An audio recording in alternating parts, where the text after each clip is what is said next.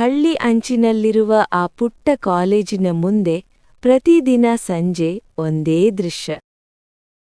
ಮರಗಳ ನಡುವೆ ಹರಡುವ ಗಾಳಿಯ ಶಬ್ದ, ಚಹಾ ಅಂಗಡಿಯಿಂದ ಬರುವ ಸುಗಂಧ ಮತ್ತು ಬಸ್ಸಿಗಾಗಿ ಕಾಯುವ ವಿದ್ಯಾರ್ಥಿಗಳ ಗುಂಪು. ಅವರಲ್ಲೇ ಅವನು, ಅರ್ಜುನ್. ಸಾಧಾರಣ ಉಡುಗೆ, ಕಣ್ಣುಗಳಲ್ಲಿ ದೊಡ್ಡ ಕನಸುಗಳು, ಆದರೆ ಹೃದಯದಲ್ಲಿ ಹೇಳಲಾಗದ ಮಾತುಗಳು. ಅವಳ ಹೆಸರು ನಂದಿನಿ. ನಗು ಬಂದಾಗೆಲ್ಲ ಜಗತ್ತೇ ಸ್ವಲ್ಪ ಹೊತ್ತು ನಿಂತು ನೋಡುವಷ್ಟು ಸುಂದರ. ಮಾತಿನಲ್ಲಿ ಮೃದುತೆ, ಕಣ್ಣಲ್ಲಿ ಭರವಸೆ. ಅರ್ಜುನಿಗೆ ನಂದಿನಿಯನ್ನು ಮೊದಲ ಬಾರಿ ನೋಡಿದ ಕ್ಷಣವೇ ಗೊತ್ತಾಗಿತ್ತು. ಇವಳು ನನ್ನ ಜೀವನದ ಒಂದು ಅಧ್ಯಾಯ ಅಲ್ಲ, ಸಂಪೂರ್ಣ ಕಥೆ. ಆದರೆ ಅವನು ಮಾತನಾಡಲಿಲ್ಲ, ಅವಳು ಕೇಳಲಿಲ್ಲ. ಮೌನವೇ ಅವರ ನಡುವಿನ ಸೇತುವೆಯಾಯಿತು. ಮೊದಲ ಪರಿಚಯ. ಒಂದು ದಿನ ಮಳೆ ಬಂತು. ಅಕಸ್ಮಾತಾಗಿ ಸುರಿದ ಮಳೆ. ನಂದಿನಿ ಛತ್ರಿ ಮರೆತಿದ್ದಳು. ಅರ್ಜುನ್ ಹತ್ತಿರ ಒಂದೇ ಛತ್ರಿ. ಅವನು ಧೈರ್ಯ ಮಾಡಿಕೊಂಡು ಕೇಳಿದನು, ಛತ್ರಿ ಹಂಚಿಕೊಳ್ತೀರಾ? ನಂದಿನಿ ಸ್ವಲ್ಪ ಅಚ್ಚರಿಯಾಗಿ ನಂತರ ನಗುತ್ತಾ ಹೌದು ಎಂದಳು.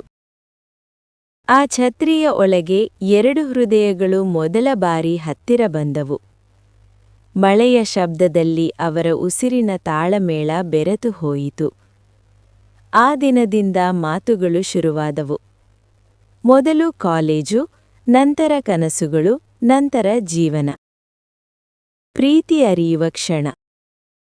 ದಿನಗಳು ಹೋದಂತೆ ಅರ್ಜುನ್ ಅರಿತ. ನಂದಿನಿಯ ನಗು ಅವನ ದುಃಖ ಮರೆಸುತ್ತಿತ್ತು. ಅವಳ ಮಾತು ಅವನ ಭಯ ಕರಗಿಸುತ್ತಿತ್ತು. ಒಂದು ಸಂಜೆ ಅವನು ಕೇಳಿದ, ನಿನಗೆ ಯಾವುದು ಹೆಚ್ಚು ಇಷ್ಟ? ನಂದಿನಿ ಉತ್ತರಿಸಿದಳು, ನನ್ನನ್ನು ಅರ್ಥ ಮಾಡಿಕೊಳ್ಳುವ ಮೌನ. ಅರ್ಜುನ್ ಆ ಕ್ಷಣ ಅರಿತುಕೊಂಡ. ಪ್ರೀತಿಯೆಂದರೆ ದೊಡ್ಡ ಮಾತುಗಳಲ್ಲ, ಸಣ್ಣ ಅರ್ಥಗಳ ದೊಡ್ಡ ಭರವಸೆ. ದೂರದ ದಿನಗಳು. ಆದರೆ ಜೀವನ ಯಾವಾಗಲೂ ಸರಳವಾಗಿರುವುದಿಲ್ಲ.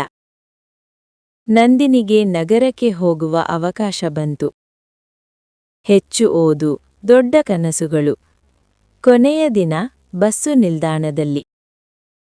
ನಂದಿನಿ ಕೇಳಿದಳು, ನಾವು ದೂರವಾದರೂ ನೀನು ಹಾಗೇ ಇರ್ತೀಯಾ?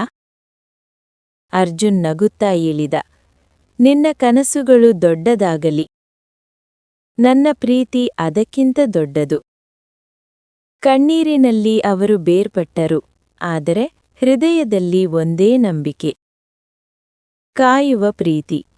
ನಗರದಲ್ಲಿ ನಂದಿನಿ, ಹಳ್ಳಿಯಲ್ಲಿ ಅರ್ಜುನ್. ಮೆಸೇಜ್ಗಳು ಕಡಿಮೆಯಾದವು, ಕಾಲ್ಗಳು ಮೌನವಾದವು.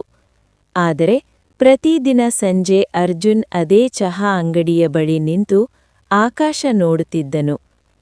ಇವತ್ತು ಅವಳು ಕೂಡ ಇದೇ ಚಂದ್ರನ್ ನೋಡ್ತಾ ಇರ್ಬೋದು ಎಂದು ಮನಸ್ಸಿನಲ್ಲಿ ಮಾತನಾಡುತ್ತಿದ್ದನು. 1 ವರ್ಷ ಕಳೆದಿತು. ಅದೇ ಕಾಲೇಜು, ಅದೇ ಮರಗಳು. ಆದರೆ ಒಂದು ದಿನ ನಂದಿನಿ ಮರಳಿ ಬಂದಳು. ಅರ್ಜುನ್ ನಂಬಲಿಲ್ಲ. ಅವಳು ನಗುತ್ತಾ ಕೇಳಿದಳು, ಇನ್ನೂ ಛತ್ರಿ ಇಟ್ಕೊಂಡಿದೀಯಾ? ಅರ್ಜುನ್ ಕಣ್ಣಲ್ಲಿ ನೀರು, ಹೃದಯದಲ್ಲಿ ಹಬ್ಬ. ನೀನು ಹೋಗಿಲ್ಲ, ನನ್ನೊಳಗೇ ಇದ್ದೆ ಎಂದು